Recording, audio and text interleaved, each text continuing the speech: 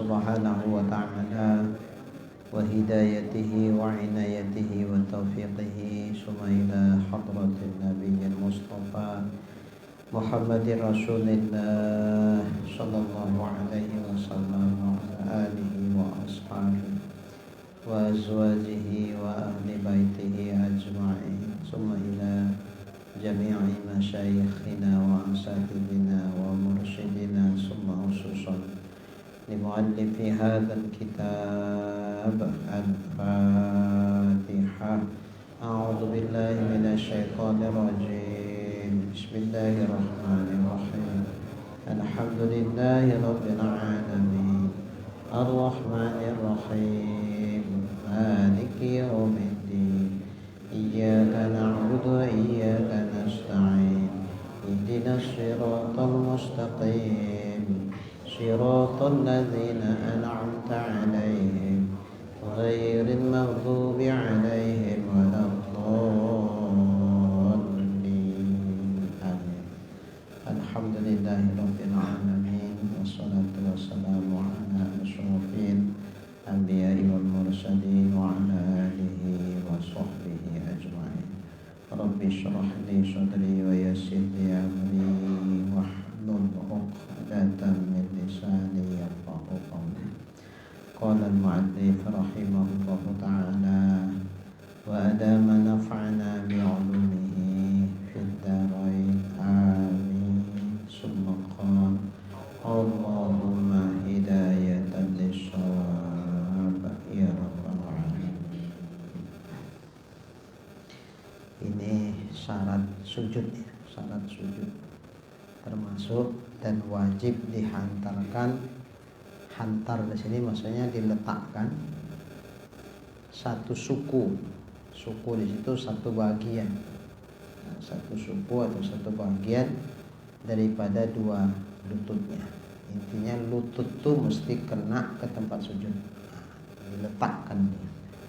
Jadi nggak sah kalau sholat lututnya satu kena ke tempat sujud, yang satu digantung, nggak sah. Mesti dua-dua. Nah, mesti dua lutut kena ke tempat sujud. Diletakkan dia, dihantarkan itu misalnya diletakkan. Kalau satu lutut kena, satu enggak sah.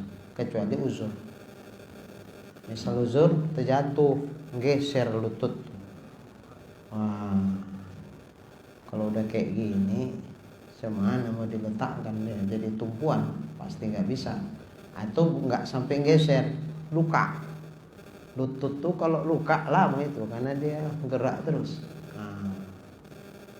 Nah, kalau itu memang diletakkan jerit awak itu. Nahan sakitnya luar biasa. Nggak wajib. La yukallifullahu nafsan illa wus'aha. Jadi nggak diwajibkan. Kalau sakit yang kira-kira tak tertanggung rasa sakitnya, tak tertahan kita, nggak wajib itu dipaksakan harus diletakkan. Jadi bagaimana? Ya gantung lah. Sah. Namanya juga uzur. Nah, jadi sebetulnya agama ini enak kali. Yang penting tidak ada dusta di antara kita. Antara kita sama Tuhan maksudnya. Bukan antara saya sama ibu. Yang penting nggak ada dusta sama Tuhan. Kenapa? Karena bohong pun kita taunya Tuhan. Nah, apa yang mau kita bohongkan? Sementara sholat nih ibadah yang mau kita persembahkan buat Allah supaya diterimanya, supaya ada balasan pahala sebagaimana janji Tuhan sama kita. Jadi apa yang mau kita bohongkan lain itu? Ya, kalau mampu letakkan. Enggak kuat diletakkan. Kenapa? Sakit, namanya luka. Gak bisa. Ya udah, gak usah. Gantung. Atau rematik. Waduh, pas lagi denyutnya itu. Cuman ibu sanggup diletakkan, Bu. Waduh. Ya udah gantung. Nah, digantung kalau nggak kuat. Jadi wajib kalau mampu. Kalau tak mampu, usah. Dan satu suku maksudnya satu bagian daripada tangan. Nah, tapak tangannya ini mesti kanan dan kiri. mesti semua tapak tangan begini. Enggak, satu bagian, satu suku. Jadi kalau misalnya beginilah dia, gini, tapaknya separuh, jarinya pun separuh. Yang ini diangkatnya begini. Nah, sah apa enggak? Sah. Cuman kalau bisa semua ngapain gini? Ini kan seumpama membahas kajinya ini. Sekiranya begini sah. Tapi jangan, Pak Ustadz, jadi diamalkan itu. Tidak semua kaji itu diamalkan. Yang lucu lagi kata pengantar. Kata pengantar ini kebetulan membahas cerita tentang tolak. Tolak tuh begini. Penutupnya, semoga apa yang disampaikan Ustadz tadi dapat kita amalkan sebaik-baiknya. Iya. Jangan gitu pidatonya. Semoga yang disampaikan Ustadz tadi dapat kita amalkan. Berarti diceraikan istri kita. Semoga apa yang disampaikan Ustadz tadi bisa bermanfaat buat kita. Menambah ilmu pengetahuan supaya jangan sampai terjadi seperti yang Ustaz tadi. Terjagalah pernikahan kita sama istri ya. Itu bagus, ini enggak. Jadi asal menyampaikan semoga dapat diamalkan. Semoga dapat diamalkan. Enggak semua itu diamalkan. Kalau cerita yang membatalkan bukan diamalkan. Semoga dengan kita tahu tadi kajinya dapat kita jagalah sholat kita, jangan batal. Pernikahan kita, jangan sampai terjadi tolak, begitu. Ini begitu juga lah. Jadi gini, ini membahas kajinya ini. Sekiranya begini sah. Tapi kalau bisa begini, seeloknya yang sempurna lah. Tapi sekedar kita tahu, gini pun sah. Maksudnya bukan apa-apa. Kita nggak membikinnya, tapi mana tahu dibikin orang. Orang begitu sembahyangnya gini, tidak kita hakimi dia, tak kita jadi hakim. Nah, terus kita bilang, mana sembahyang, mana sah kayak gitu? Sembahyang itu mesti begini semua, apa pula yang begini, mana sah itu? Cepat kali kita menghakimi, padahal gini pun sah. Andai dibikin orang, kita tidak menghukumi dia sembahyangnya tidak sah, karena kita tahu yang gitu pun sah. Cuman kalau disengaja begitu, berarti dia nggak mau dapat pahala yang sempurna. Itu aja.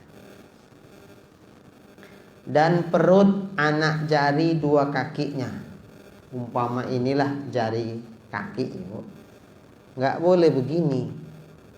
Perut jari kaki. Perut itu kan ininya. Itu kena ke sajadah, ke tempat sujud. Begini. Tekuk dia. Semua jarinya? Enggak. Sebagian itu seberapa? Andai satu jari pun mewakili 5 sah. Yang penting satu kaki diwakili satu jari. Ya, jadilah itu. Misalnya apa?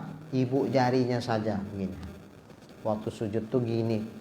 Ibu jari, yang lainnya gantung gini. Sah. Cuman kalau bisa 5 tentu afdal 5.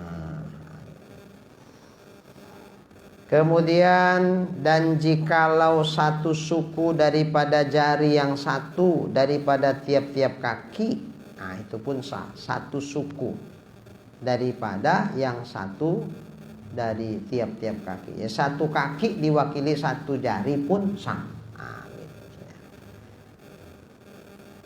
Dan tangan sekalipun, begitu juga tangan. Kalau tangan satu jari aja pun gini sah. Kan perut tapak tangan itu kan 5 jarinya. Apa semua jari kita yang 5 tuh mesti begini? Enggak, satu jari aja pun jadi. Tapaknya gitu juga, enggak mesti semua tapak, sikit aja pun. Maka saya contohkan begini loh misalnya. Tapaknya sebagian, jari-jari tangannya sebagian. Ya udah sah. Cuman rasanya tambah enggak nyaman gini-gini ya. Bayang, iyalah, enak begini. Baik, dapat pahala sempurna lagi. Dan wajib bahwa mengenai akan tempat sujudnya oleh berat kepalanya, yakni diberatkan kepalanya dengan ditekankan dia sedikit di atas tempat sujud, sekira-kira jika ditaruh umpama kapas di bawahnya niscaya kempes ia. Kempes itu menandakan ada ada tekanan. Jadi ditekan sedikit. Jangan cuma nempel kening kita nih, jangan cuma nempel aja. Nggak ada tekanan. Tahammul namanya. Nggak ada tekanan sedikit. Nggak sah itu. Mesti ditekan. Tapi tak usah lagi tekanannya sampai kayak gini. Ada orang sujud begini. Kayak pesawat mendarat. Ya memang kalau kayak gini sering-sering hitam tuh jidatnya itu. Nggak pala begitu. Tekan sedikit aja. Seandainya di atas kapas lah dia sujud. Kenapa kapas dicontohkan? Karena kapas itu yang paling ringan. Tekanan sedikit aja udah kempes dia. Kapas itu. Nah, kalau sujud di atas kapas, ini saya kempes dia. Kempes kapas itu menunjukkan ada tekanan. Udah cah lah itu. Nah, tapi jangan cuma asal nempel. Kenapa kok asal nempel? Oh, kebetulan pakai kacamata. Takut dia kalau ditekan. Kalau kacamatanya pecah, batangnya masih ada, masih lumayan. Biasa yang mahal apanya Pak Adi? Gagang itu yang mahal, bukan kacanya. Gagang itu. Berapa Pak Jani? Oh, Pak Jani nggak pakai kacamata. Ya tergantung. Pas dia punya mahal pula. Takutlah patah. Jadi terakhir tidak pula gantung memang lengket. Cuman lengketnya itu dia pun bisa ngagaknya. Alah nggak bisa ditekan yang sekedar nyentuh kurasa ini keningku ini. Karena kalau begini kan malah patah nih. Terakhir ya udahlah nyentuh aja pun jadilah. Tak ada tekanan, tak ada. Nggak sah. Makanya kalau ibu takut macam-macam begitu, eloknya waktu sembahyang dibuka aja lah kacamata tuh. Kan hafal semua bacaannya, bukan ada yang ditengok kan. Udah.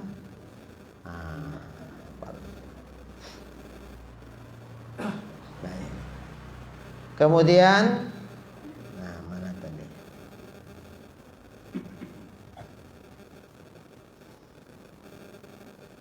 Ya.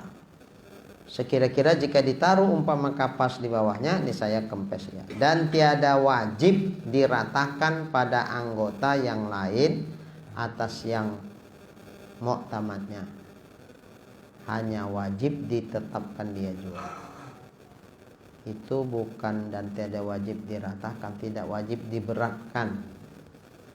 Diberatkan pada anggota yang lain yang selain sujud, selain kening, menurut pendapat yang mu'tamad hanya wajib ditetapkan dia. Untuk kaki misalnya, apa mesti ditekan perutnya itu? Gitu. Enggak. Anda lengket aja, nempel aja pun jadi, nggak apa-apa. Lutut pun gitu juga. Tangan pun gitu juga. Cuman biasa kalau lutut sama tangan kan ini tumpuan, pasti tertekan dia. Walaupun nggak wajib ditekan, tertekan sendiri itu karena itu tumpuan. Untuk menopang badan kita itu kan tumpuannya lutut sama tangan itu. Dengan sendirinya pasti ada tekanan. Tapi menekankannya itu nggak wajib. Termasuk perut jari kaki. Asal nyentuh aja, cus jadi. Nggak pala harus ditekan, nggak. Intinya selain kening, khusus untuk kening saja itu yang wajib ada tekanan. Selain kening tidak wajib ditekan. Pendapat yang mu'tamadnya begitu, yang kuatnya seperti itu. Dan wajib ditinggikan punggungnya daripada kepalanya dan bahunya. Wajib ditinggikan punggung daripada kepala dan bahu. Ini kepala, ini bahu. Wajib pinggul kita nih, punggung itu harus lebih tinggi. Mesti nukik dia. Tidak sah kalau kita sujud sama antara pinggul, punggung sama kepala, sama bahu, nggak sah itu. Cuman itu Ustaz kayak gitu. Disusunnya bantal banyak-banyak, sujud di situ. Kan tingginya sama tuh, nggak sah itu. Kecuali darurat. Ada kena penyakit ada tumor di perut sehingga perutnya besar. Waduh, kalau bikin sujud Ustaz, ya Allah sakit kali ketekan. Jadi macam mana? Pasang gantung lah. Nggak cukup syarat lah Ustadz. Tadi kan Ustadz bilang kening mesti kena, pakai ditekan lagi sedikit. Ini jangan kan ditekan, sentuh pun tidak Ustadz. Sakit itu. Nah kalau gini kan gel bantal. Nah, gel bantal. Cuman ya ini di kitab nggak ada, istirahasi aja. Jangan bantal di atas, elok-eloknya sajadah di atas, bantal di bawah. Kalau bantal di atas takutnya bubuk terus. Enak saya tertidur di situ. Nah, kalau bantal di bawah sajadah di atas kan kesan sholatnya itu masih kental ya, masih terasa ya. Wah, ini sujud nih gitu. Bukan bubuk. Jadi macam mana Kak? Kalau satu masih gantung, dua gantung, tiga, sampai akhirnya rata, baru nyaman ya. Ya udahlah, apa boleh buat namanya usul. Nggak apa-apa lah. Namanya usul. Begitu juga yang hamil,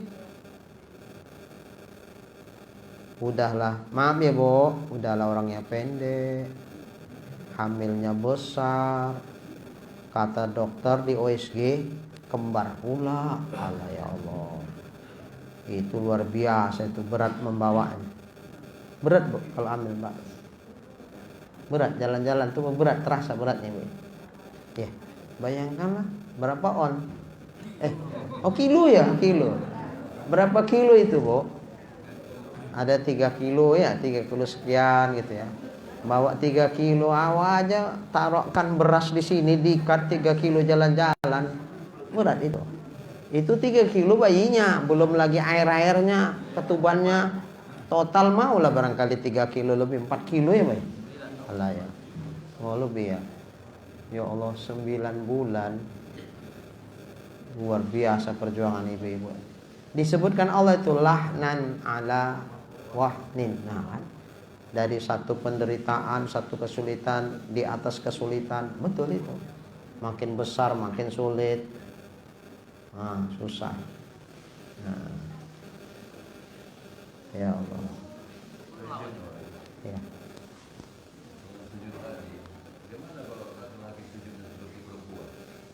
Misalnya rapat. Oh iya.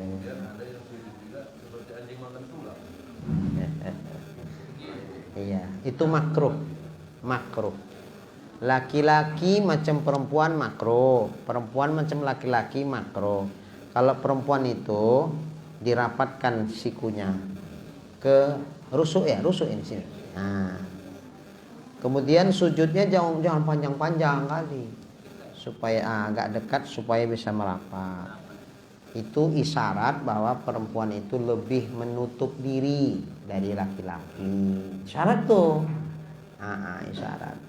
Jadi jangan gaya perempuan itu lebih dahsyat dari laki-laki. Lebih menutup gitu. Walaupun enggak, tapi jangan duluan, pelan-pelan. Ya Bu, ya gitulah. Makanya al-haya minar rijali minar rajuli hasanun. Malu jika dimiliki oleh laki-laki bagus. Walakin minal mar'ati ahsan. Kalau malu itu dimiliki oleh perempuan itu lebih bagus. Ya, memang perempuan harus lebih punya rasa malu daripada laki-laki. Kalau perempuan sudah tak punya rasa malu, waduh rusak. Baik. Jadi kalau perempuan kayak laki-laki, wah lebar, makruh. Sebaliknya laki-laki kayak perempuan, itu juga makruh. Tapi sah, jangan dibilang tak sah. Gitu juga sujud. Ada juga orang sujud gini deh, sikunya turun ke bawah. Kayak anjing itulah. Itu juga sah, tapi makruh.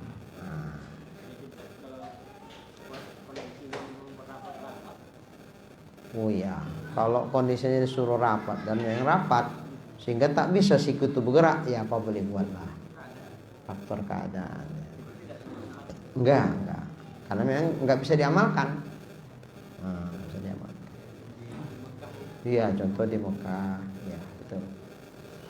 Kadang-kadang udah waktu duduk ini, udah rapat nih duduk nih. Tapi ada aja jamaah tuh, nanti di belakang kita dia gini. Nah, bakalan nyisip lah ini. Betul, begitu tegak mau sembahyang, langsung enggak ada. Ah gitu, caranya gitu. Nah, nyelip dia. Memang kalau duduk sama berdiri, ketika berdiri jadi renggang dia. Nah, dia pandai dia. Waktu duduk tuh gini. Kadang senyum dia sama awak. Nah, Mak, jangan marah awak ya kan, senyum. Nah, kalau di sana yang dilapang-lapangkan hati aja lah. Nah, kalau susah hati awak dibikin kayak di sini, susah terus itu selama di Mekah. Lapangkan hati. Baik. Nah, jadi kalau macam ibu yang hamil tadi pun sama kayak gitu juga, ganjal pakai bantal.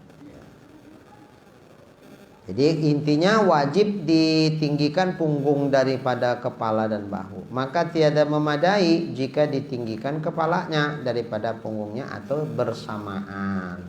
Sama. Nah gini.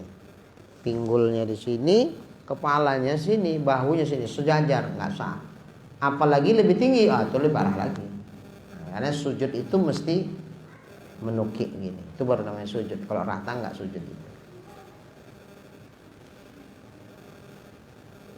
Dan jangan dikosot diniatkan dengan sujud akan yang lain daripadanya. Nah, ketika sujud tuh jangan ada niatan lain selain sujud.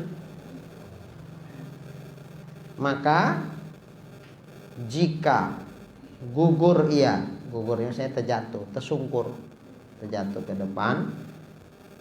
Gugur ia atas mukanya, maksud gugur di muka itu terjatuh dia ke depan. Tersungkurlah kita bilangnya, tersungkur ke depan.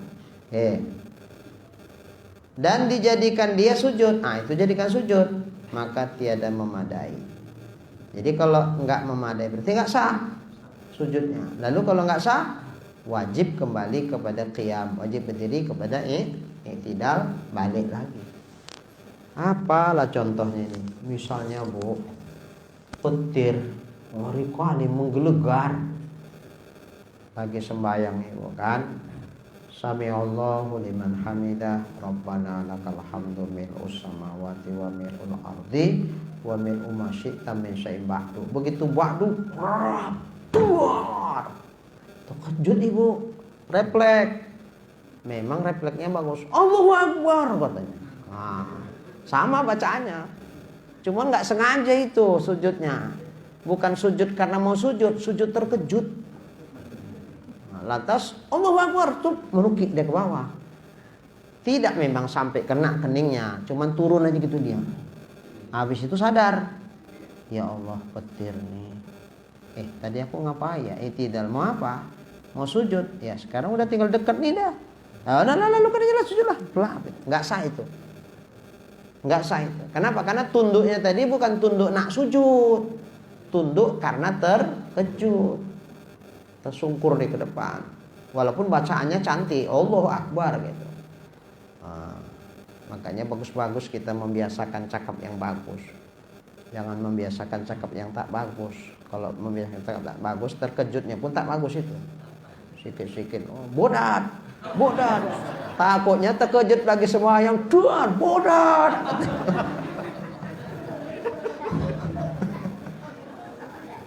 Gimana itu Bu?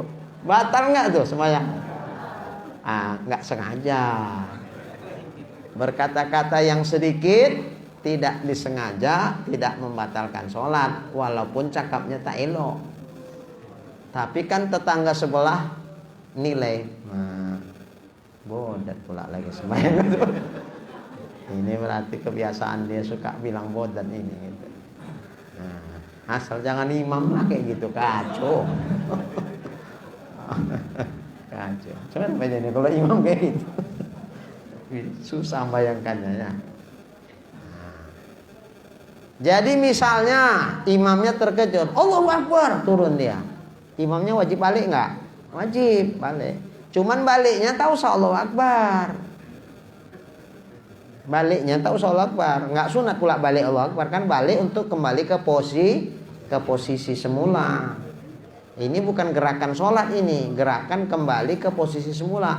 Maka nggak sunat dia bangkitnya Allahu Akbar, bangkit aja tegak lurus i'tidal, baru dia Allahu Akbar. Biar imam, biar makmum, biar sholat sendirian wajib begitu. Maka jika sujud ia di atas sesuatu yang tajam, pas sujud ada kaca-kaca gitu, nyucuk ke kening, itu kayak mana? Jika dikisutkan akan mukanya dengan tiada diangkat, maka tiada mengapa. Kisut tadi digeser, gitu kena, ya Allah sakit, digesernya, tanpa diangkat, geser, gitu. Ke tempat yang aman. Kalau bisa, asal jangan tambah nyucuk lah, kalau geser kan, misalnya bisa geser, ya udah nggak apa-apa. Karena nggak diangkat, nggak ada masalah kalau gitu. Dan jika diangkatkan dia, kemudian dibalikkan lagi, begitu kena, ya Allah tajam nih, sakit, lalu diangkatnya kepalanya. Habis itu sujud di tempat yang aman, pindah geser dia. Kalau kayak gitu macam mana? Jadi katanya, maka jika belum lagi ia tomak nina, waktu sujud yang sakit keningnya tuh belum sempat tomak nina, barusan letak aja, Allahu Akbar, begitu letak sakit, langsung diangkatnya, lantas pindah dia. Kalau gitu nggak apa-apa, karena sujud yang tadi yang sakit tuh karena belum ada tomak nina kan belum dihitung, maka angkat pindah, pindahnya itulah baru dihitung sujud. Yang tadi nggak sah. Tapi kalau sujud sempet tomak nina, dipaksakan, terasa sakit, memang sedikit, dipaksakan, baca juga lah dia Subhana rabbiyal azim wa bihamdihi, Subhana rabbiyal a'la wa bihamdihi, Subhana rabbiyal a'la wa bihamdihi. Pas yang kedua tasbih, denyut, gak tahan, diangkatnya. Habis itu pindah. Kalau diangkat pindah, batal sembahyang. Kenapa? Menambah rukun. Karena sujud yang pertama tadi sempat tomak nina. Karena sempat tomak nina kan udah sah. Kalau udah sah, angkat, jangan dibalikkan sujud, angkat langsung duduk. Kan udah sah itu. Jadi kalau diangkat udah sah, dibalikkan lagi, berarti menambah rukun sembahyang, rukun fi'li, dengan sengaja batal sholatnya. Jadi rukun fi'li tak boleh ditambah. Tapi kalau rukun qauli ditambah tak sampai batal. Umpama ibu baca Fatihah sambil ngelamun, tapi sah bacaannya, Bismillahirrahmanirrahim, karena lagi ada masalah, ke situ aja pikiran, tahu-tahu waladhdallin, iya cepat kali aku baca Fatihah ya, tak enak kali kurasa baca Fatihah, tak khusyuk kayak gini. Ulangi lagi lah biar mantap. Ulanginya balik, kan nambah rukun tuh, batal nggak? Enggak, karena ini rukun qauli. Apa qauli? Rukun bacaan. Jangan rukun fi'li. Kalau rukun fi'li, rukun perbuatan, tidak boleh ditambah. Menambah rukun fi'li dengan sengaja itu membatalkan sholat. Jadi macam tadilah sujud, sempat dibaca, perasaan kayaknya tahan lah ini, sakit. Makin waktu dibaca kedua makin terasa sakit, nggak tahan rasa dia, diangkatnya. Karena dia pikir kan masih 2, kan baca tasbih kan 3, gitu. Nambah 1 lah ini, pikir hatinya. Sujud lagi untuk menambah yang 1 tuh. Subhana rabbiyal a'la, batal. Kenapa batal? Karena dianggap dihitung dia menambah rukun fi'li, yaitu sujud 2 kali. Harusnya macam mana ibu? 2 kali tasbih kan sudah tumanninah, sudah sah. Harusnya diangkat, ya wadah angkat aja, terus duduk. Ustaz, tapi katanya 3, itu 3 yang sempurna. Kalaupun 2 sah, nggak masalah. 1 aja pun jadi. Cuma ya pahala 1 sama pahala 3 beda lah pula, itu aja. Tapi jangan mau yang sempurna 3, terakhir jadi batal. Udah sah, angkat lagi untuk membuat 3-nya. Jadi disinilah memang ilmu dibutuhkan ya bu ya. Butuhkan ilmu. Ini kayak gini kan faktor kebiasaan. Biasaan ngamalkan 3, Perasaan dia kalau nggak 3 nggak sah. Jadi ini kan baru 2. Karena nggak tahan sakit kali dia angkatnya untuk menyempurnakan 3. Karena pikir dia 3 itu wajib mesti 3. Kalau nggak 3 nggak sah sembahyang. Nah, dibalikannya untuk bisa tasbih yang ketiga malah jadi batal sembahyangnya. Nah, makanya persis Allah juga mengatakan dalam Al-Quran, hal yastawil ladzina ya'lamuna wal ladzina la ya'lamun. Adakah sama orang yang berilmu dengan orang yang tak berilmu? Di situ kalimatnya pakai hal, adakah? Kalimatnya bertanya. Tapi Tuhan bukan nanyai kita itu. Bukan bertanya Tuhan di situ. Namanya dalam ilmu balaghah istifham lit takrir. Kalimatnya bertanya tapi intinya penegasan. Allah nak menegaskan sesungguhnya tidak sama orang yang berilmu dengan yang tidak berilmu. Nah, contohnya tadi lah nggak berilmu udah 2 kan datang Madinah. Nggak tahan angkat. Pikir hati mesti 3, kalau nggak 3 nanti nggak sah. Balik lagi untuk supaya 3, jadi batal. Itu karena kurang ilmu. Tapi kalau ada ilmu, insya Allah nggak balik dia. Ya udahlah 2 lah. Ya udah 2. Timbang aku balik batal, ya udah 2 angkat, duduk, kopi firli. Harusnya begitu. Ya.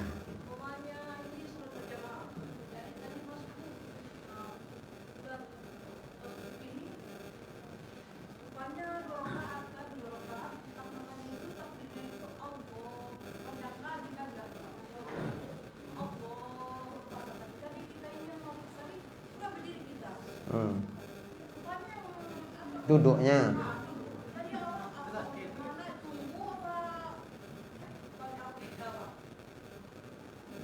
Allahu Akbar imam tuh sebetulnya duduk.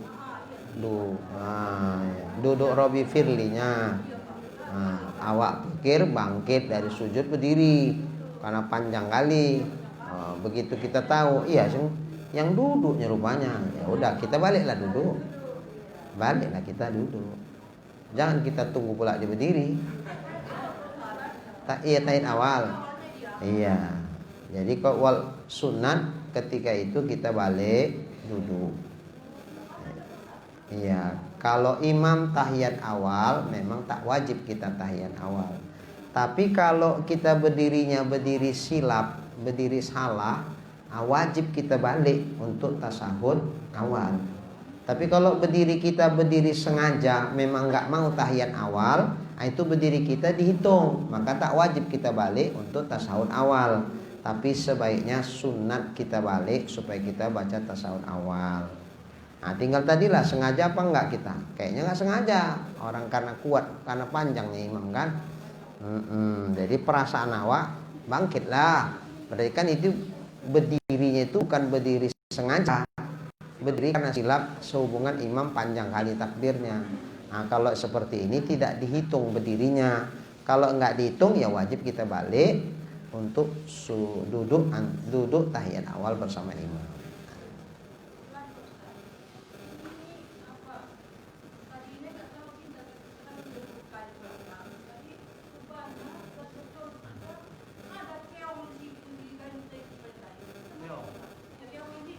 Keong hidup.